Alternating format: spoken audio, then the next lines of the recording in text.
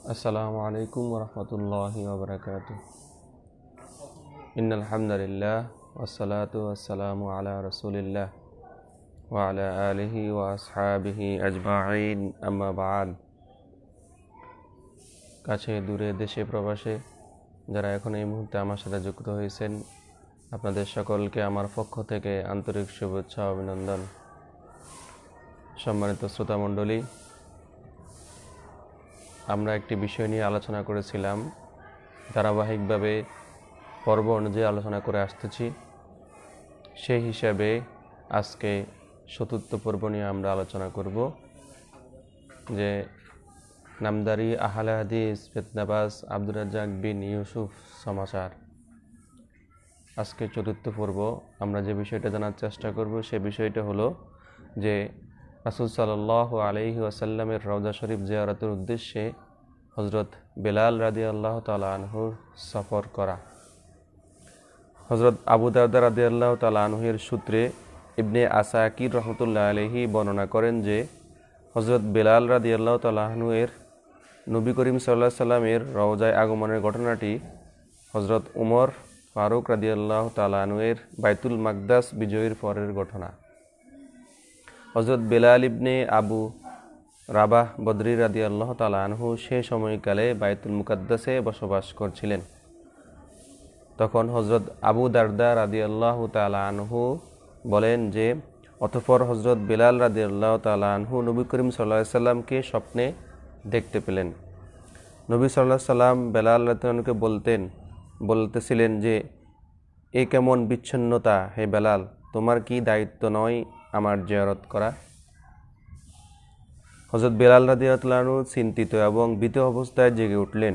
অতঃপর মদিনায় সফরের উদ্দেশ্যে বাহনে সওয়ার হলেন। তিনি সরাসরি রাসূল সাল্লাল্লাহু আলাইহি সাল্লামের রওজা মুবারক উপস্থিত হয়ে অঝোর নয়নে কান্নাকাটি এবং রওজার উপরে মুখমণ্ডল আসাদ মারা শুরু করলেন। এমনি সময় হযরত হাসান রাদিয়াল্লাহু তাআলা আনহু এবং হুসাইন রাদিয়াল্লাহু তাআলা আনহু, ওনারা দুই ভাই এসে হযরত বেলাল রাদিয়াল্লাহু আনহুকে জড়িয়ে ধরলেন এবং তাদের চুমু দেওয়া শুরু করলেন। তারা দুই ভাই বললেন যে, আমরা চাই আপনি আমাদেরকে সে আজান শুনান যে আজানটি আপনি রাসূল সাল্লাল্লাহু আলাইহি ওয়াসাল্লামের সামনে মসজিদে দিয়েছিলেন। হযরত বেলাল রাদিয়াল্লাহু তাআলা আনহু নবী সাল্লাল্লাহু আলাইহি সাল্লামের দুই নাতির অনুরোধে মসজিদে ছাদে উঠলেন এবং সেই স্থানে দাঁড়ালেন যেখানে তিনি দাঁড়িয়ে আজান দিতেন। যখন তিনি তার আজানে আল্লাহু আকবার উচ্চারণ করলেন, সাথে সাথে মদিনা মুনাওয়ারা কেঁপে উঠল। অতঃপর যখন তিনি উচ্চারণ করলেন আশহাদু আল্লা ইলাহা ইল্লাল্লাহ, তখন মদিনা মুনাওয়ারায় হইচই পড়ে গেল। অতঃপর হযরত বেলাল রাদিয়াল্লাহু তাআলা যখন আশহাদু আন্না মুহাম্মাদুর রাসূলুল্লাহ সাল্লাল্লাহু আলাইহি ওয়াসাল্লাম এই শব্দটা বাক্যটা উচ্চারণ করলেন, তখন ঘরের মানুষগুলো, তারপরে নারীরা অন্দরমহল থেকে বের হয়ে পড়ল এবং বলা শুরু করলো যে নবী সাল্লাল্লাহু আলাইহি সাল্লাম হয়তো প্রেরিত হয়েছেন। তখন নবী করিম সাল্লাল্লাহু আলাইহি সাল্লাম রুফাতের পরে এদিনের চেয়ে অধিক পরিমাণে কান্নাকাটি করতে কোনো পুরুষ বা নারীকে দেখা যায়নি। হাফিজ তকিউদ্দিন আলী ইবনে আব্দুল কাফি আল সুবকি তার পুস্তক শিফাউ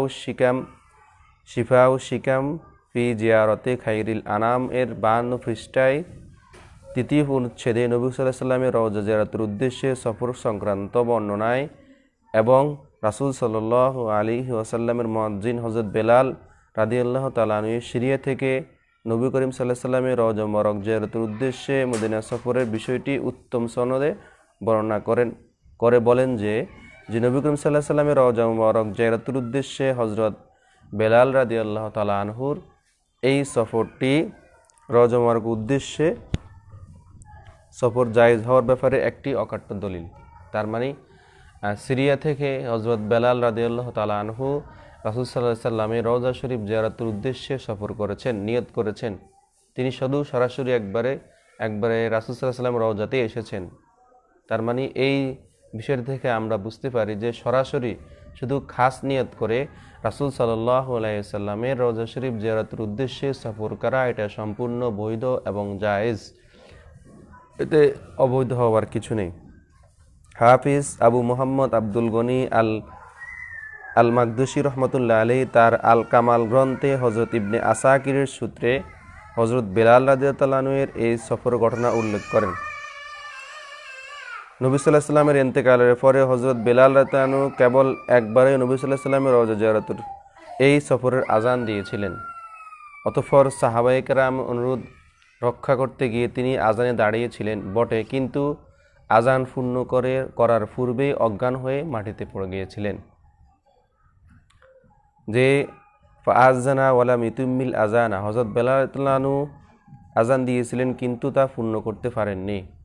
মোট কথা, হযরত বেলাল রাদিয়াল্লাহু তাআলা আনহু একজন সাহাবী।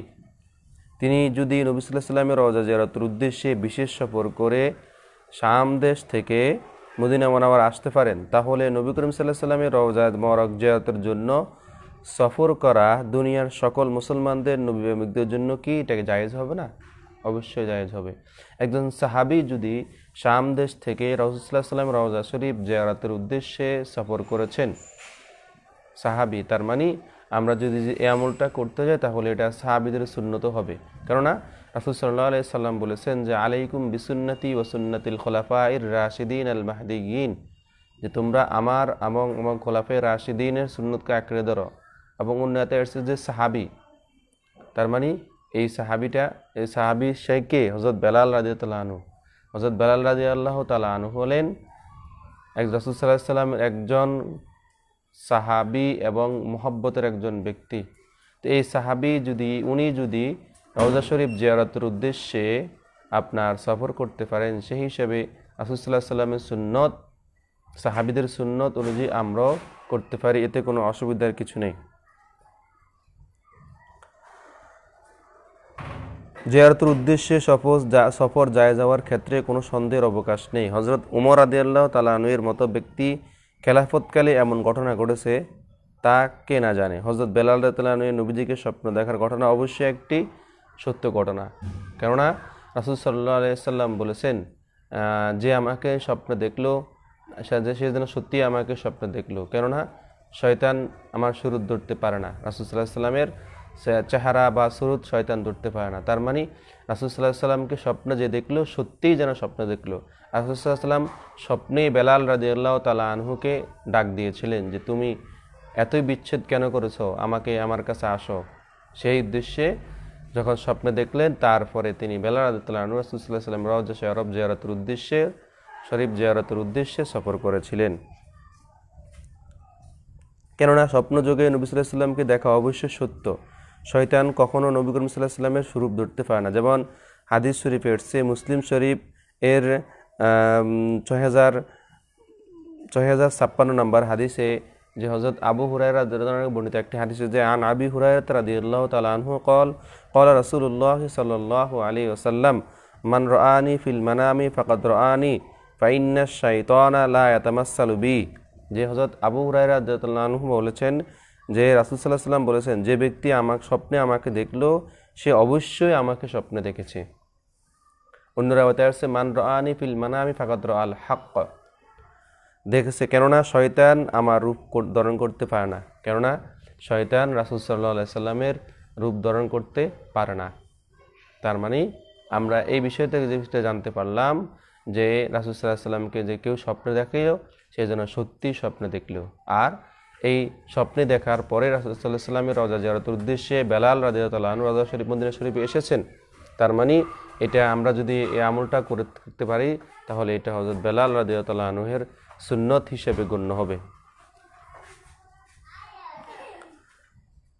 জিয়ারতে নববী বনাম একাত্মবাদ আকীদায় প্রতিষ্ঠা হওয়া।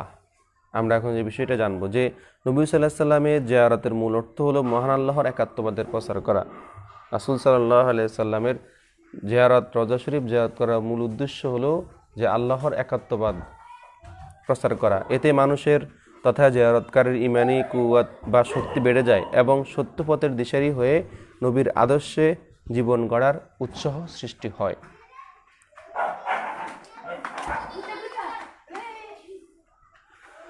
আমরা যদি আরো একটু বিষয় লক্ষ্য করি যে একদল লোক আছে যে যারা আপনার রওজা শরীফ জিয়ারত শিরক বা বেদাত হিসেবে বলে থাকে। রাসূল সাল্লাল্লাহু আলাইহি ওয়াসাল্লামের রওজা শরীফকে জিয়ারত করা এটা শিরক অথবা বেদাত হিসেবে বলে থাকে, অথচ এদের ধারণা সম্পূর্ণ একটি অবান্তর ধারণা।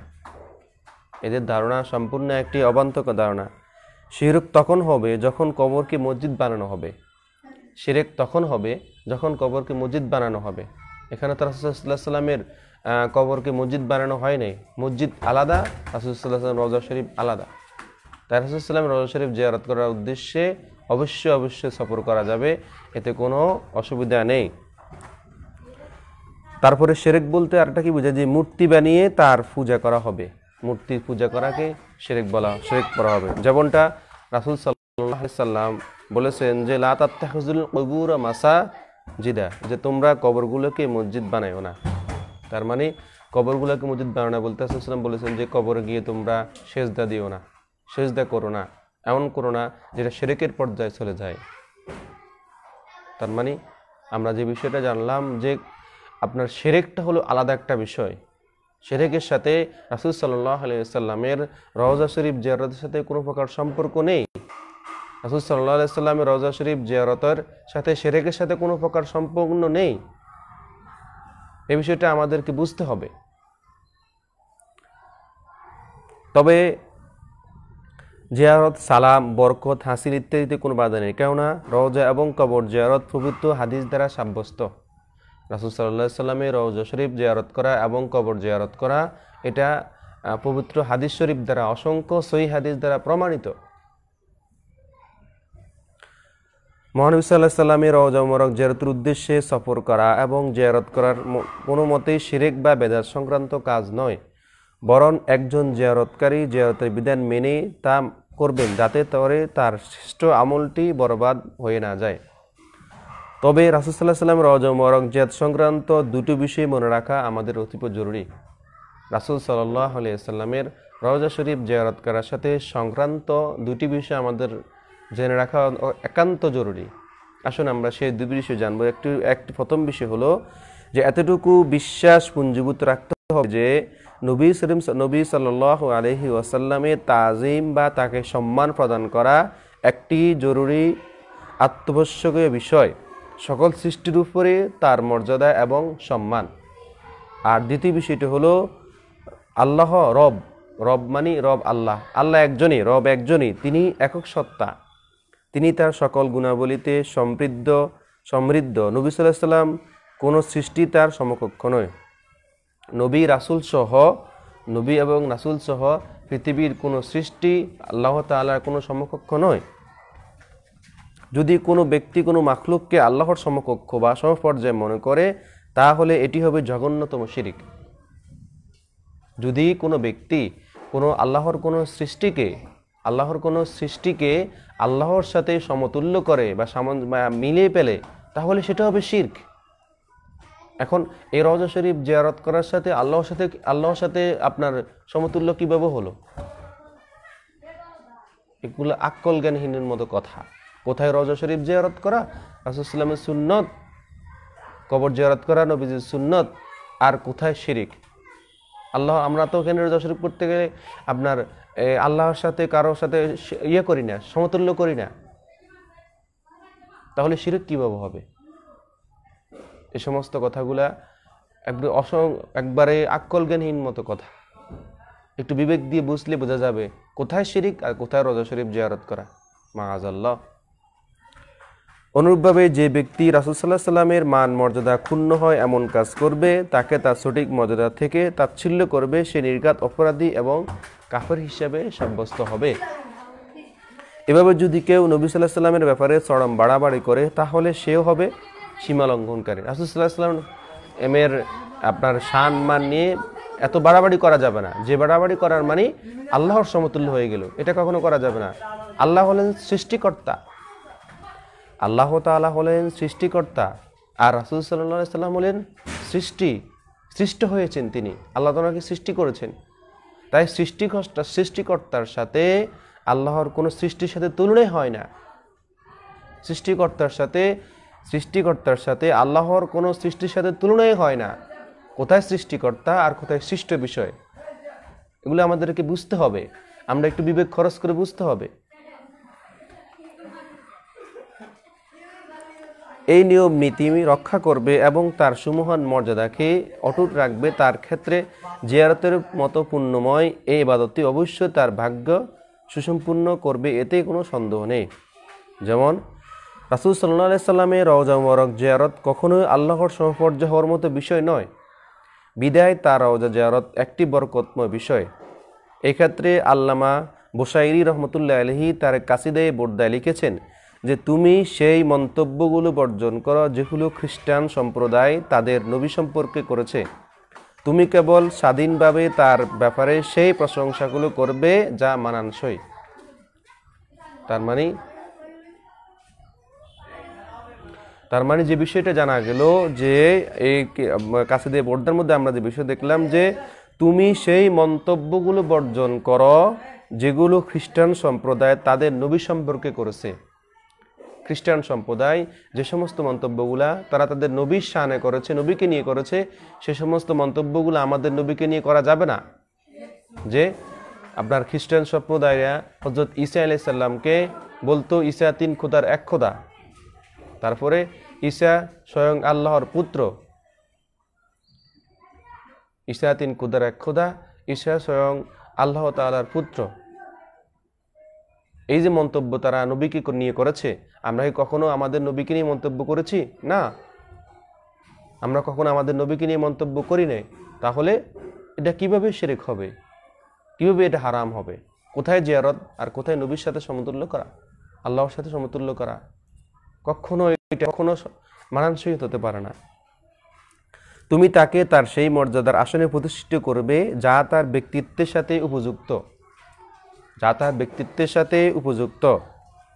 তারপরে তুমি মুক্তভাবে তার সুমহান মর্যাদার দিকে তাকে সম্বোধন করবে, কেননা রাসূল সাল্লাল্লাহু আলাইহি সাল্লামের মর্যাদার কোনো সীমারেখা নেই। তার প্রশংসা করতে গিয়ে থেমে গেছে প্রত্যেক বাগী ব্যক্তি। যে আল্লাহর পরে, আল্লাহ তাআলার পরে আল্লাহর সাথে তো কোনো তুলনা নেই। সৃষ্টির মধ্যে সর্বশ্রেষ্ঠ সৃষ্টি যে বিষয়টা, সেটা হলো আল্লাহ তাআলার সবচাইতে উত্তম সৃষ্টি হলেন, সবচাইতে বরকতময় সৃষ্টি হলেন আমাদের নবী রাসূল সাল্লাল্লাহু আলাইহি ওয়াসাল্লাম। এটা আমরা সম্বোধন করতে পারি। নবী সাল্লাল্লাহু আলাইহি ওয়াসাল্লামের ব্যাপারে যে মন্তব্যগুলো বর্জন করতে হবে যা বেমানান, যেমনটা নাসারা খ্রিস্টান সম্প্রদায় তাদের নবী ঈসা আলাইহিস সালাম সম্পর্কে মন্তব্য করেছিল। আমি যেটা আগে বলেছিলাম যে খ্রিস্টান সম্প্রদায়রা, ইহুদি নাসারারা ঈসা আলাইহিস সালামকে বলতো ঈসা স্বয়ং আল্লাহ, অথবা ঈসা 3 খোদার 1 খোদা, অথবা ঈসা আলাইহিস সালাম আল্লাহর বেটা। তারা কেন বলতো? যে মরিয়ম আলাইহিস সালাতু ওয়াস সালামের স্বামী ছিল না, তো মরিয়ম স্বামী ব্যতিরেকে হযরত ঈসা আলাইহিস সালামকে আল্লাহ তাআলা আল্লাহর হুকুমে কুদরতে তিনি দুনিয়াতে পাঠিয়েছেন। তার মানে তাদের কথা হলো যে যেহেতু মরিয়মের স্বামী ছিল না, তাই মরিয়ম ইসলামের সাথে আল্লাহ তাআলা মিশেছেন, মিলামেশা করেছেন। নাউযুবিল্লাহি মিন যালিক। তাদের এই হলো তাদের মন্তব্য। আমরা এইসব মন্তব্য আমরা কখনো আমাদের নবীর সাথে করি না। তার মানে আমরা এইসব মন্তব্য আমাদের নবীর সাথে করি না, না করার কারণেই তো এটার সাথে কোনো সামঞ্জস্য হতে পারে না। আমরা নবীকে কখনো এমন কথা বলি না। রাসূল সাল্লাল্লাহু আলাইহি ওয়াসাল্লামের রওজা শরীফ জিয়ারতের সাথে আল্লাহর সাথে কোনো প্রকার সমতুল্য কোনো প্রকার কিছু নেই। এটা বুঝতে হবে, একটু আকল জ্ঞান ঠিক করতে হবে আমাদের। তারপরে কেননা এতে শিরক হয় যা কখনো একজন উম্মত মুহাম্মদী করতে পারে না। যে ঈসা আলাইহিস সালাম ব্যাপারে যে বিষয়টা বললো, এটা সম্পূর্ণ শিরকের পর্যায়ে। একজন উম্মতের ভাষায় তার কথায় যেন এই কথা ফুটে উঠে যে তিনি ছিলেন আল্লাহর বান্দা এবং তাহার রাসূল। আমরা একজন উম্মত, রাসূল সাল্লাল্লাহু আলাইহি ওয়াসাল্লামের উম্মত হিসেবে আমরা এই কথা বলবো যে তিনি আল্লাহর বান্দা এবং রাসূল। এটা আমরা স্বীকার করতে হবে। যে কেননা রাসূল সাল্লাল্লাহু আলাইহি ওয়াসাল্লাম ইরশাদ করেছেন যে লা তাতরুনি কামা আতারাতিন নাসারা ঈসা ওয়াকুলু হুয়া আব্দুল্লাহি ওয়া রাসূলুহু। যে তোমরা আমাকে নিয়ে এমন বাড়াবাড়ি করো না যেমনটি খ্রিস্টানরা হযরত ঈসা আলাইহিস সালামকে নিয়ে করেছে, আর তোমরা বলো তিনি আল্লাহর বান্দা তার রাসূল। আমরা আল্লাহ তাআলা আমাদের নবী সাল্লাল্লাহু আলাইহি সাল্লাম সম্পর্কে যে মন্তব্য করি সেটা হলো তিনি হলেন আল্লাহর বান্দা এবং তিনি হলেন আল্লাহর রাসূল। এটাই আমাদের আকীদা।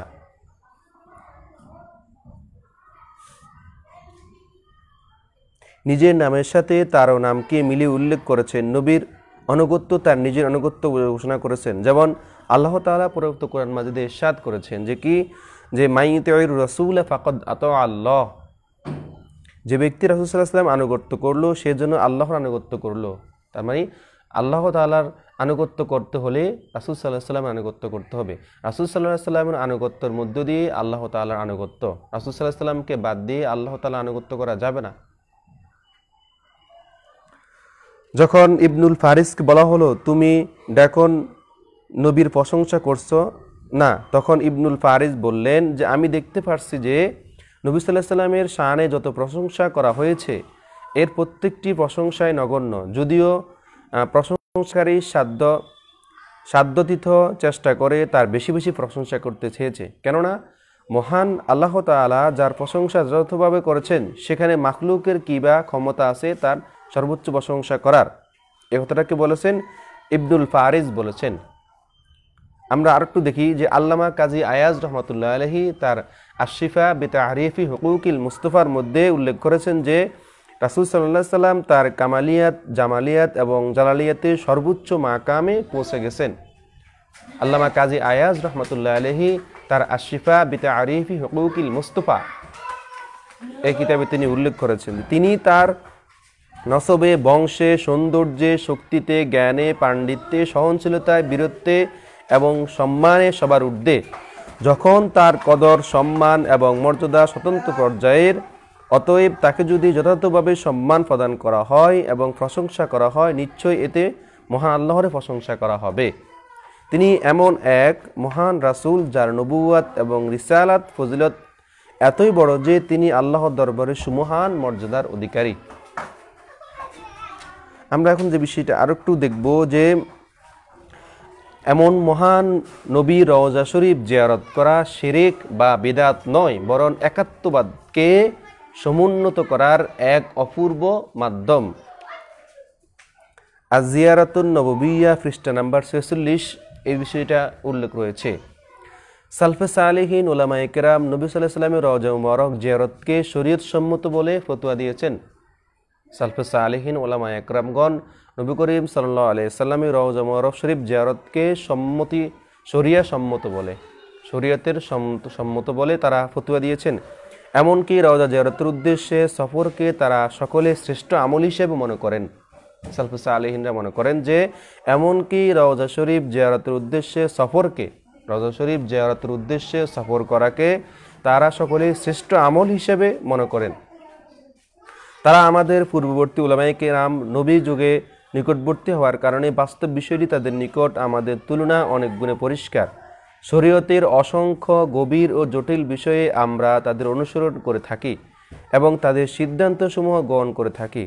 বিশেষ করে পবিত্র কোরআনের ব্যাখ্যা বিশ্লেষণ এবং হাদিসের গভীর তথ্য উদ্ঘাটনে তাদের লব্ধ জ্ঞান আমাদের জ্ঞান ভাণ্ডারকে সমৃদ্ধ করে থাকে। যদি আমরা তাদের বিশ্বাস না করি, তাদের সিদ্ধান্তসমূহ গ্রহণ না করি, তাহলে আমরা কাদের অনুসরণ করব? সালফে সালেহিনের কথা আমরা যদি বিশ্বাস না করি, তাদের জ্ঞানকে আমরা অনুসরণ করি, তাহলে আমরা কাকে অনুসরণ করব এবং কাদের থেকে সিদ্ধান্ত নেব? তারা তো নবী সাল্লাল্লাহু আলাইহি ওয়াসাল্লামের প্রকৃত ওয়ারিস। সালফে সালেহিন ব্যাপারে যেমন রাসূল সাল্লাল্লাহু আলাইহি ওয়াসাল্লাম বলেছেন যে খায়রুল কুরুনি কারনি সুম্মাল লাযিনা ইয়ালুনাহুম সুম্মাল লাযিনা ইয়ালুনাহুম। তিনটি যোগ হলো উত্তম যোগ, যে আমার যোগ, সাহাবীদের যোগ, তারপরে তাবিঈদের যুগ। তো এই তাবিঈদের যুগে তো সালফে সালেহিনরা এসেছেন। এই সালফে সালেহিনরাই তো আপনার রাসূল সাল্লাল্লাহু আলাইহি ওয়াসাল্লাম রওজা শরীফ জিয়ারতকে একটি ভালো কাজ, উত্তম শরীয়ত সম্মত বলে বলেছেন। তারপরে আপনার এটা শরীয়ত বিরোধী কাজ নয়, এটা ওনারা বলেন নাই। অতএব যে সকল আলেমগণ রওজা মুবারক জিয়ারতের উদ্দেশ্যে তাদের মূল্যবান বক্তব্য প্রদান করেছেন, বিষয়টি বৈধ পরিষ্কার করার জন্য নিম্নে আমি যে বিষয়টা বলবো সেটা হলো কি, উম্মতে মুহাম্মদের ফকিহগণের প্রথম কাতারে সালফে সালেহিনদের সর্বসম্মত অভিমত হলো যে সাওয়ারের পিঠে আরোহণের মধ্য দিয়ে সফরের মাধ্যমে হোক অথবা সফর ছাড়াই হোক নবী সাল্লাল্লাহু আলাইহি সাল্লামের রওজা মুবারক জিয়ারত করা মুস্তাহাব অথবা ওয়াজিব। সালফে সালেহিনদের কথা এটা। যারা কোনো সাওয়ারিতে আরোহণ করে নবী সাল্লাল্লাহু আলাইহি সাল্লামের রওজা সফর করে যাওয়ার বিষয়টি হারাম বলেছেন, তাদের এই বক্তব্য অন্য মাযহাব তো দূরের কথা, বরং সহিহ নস অকাট্য এবং মান্যবর ফকিগণের অভিমতের বিরোধিতা করছে। অতএব তাদের মুষ্টিমেয় কথক ব্যক্তির এই ধরনের উক্তি বর্জন যোগ্য, পালনীয় নয়।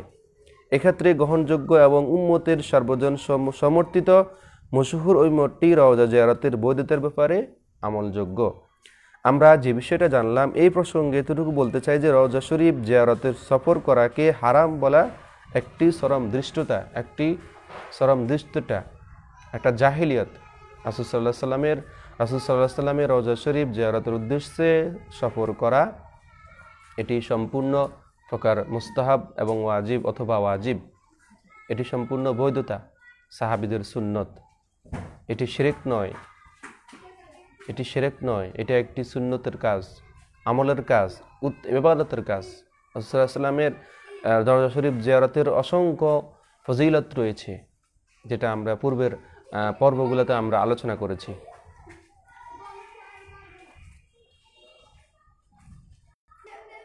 তাই সম্মানিত শ্রোতামণ্ডলী, আমরা এই সমস্ত আহলে হাদিস ফিতনাবাজদের থেকে দূরে থাকব। তাদের এই সমস্ত উদ্ভট কথা থেকে আমরা দূরে থেকে আমরা আহলে সুন্নাত ওয়াল জামাতের সুন্নতের অনুযায়ী আমল করার চেষ্টা করব।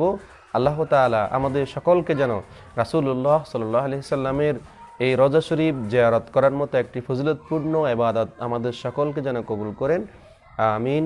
আসসালামু আলাইকুম ওয়া রাহমাতুল্লাহি ওয়া বারাকাতুহু।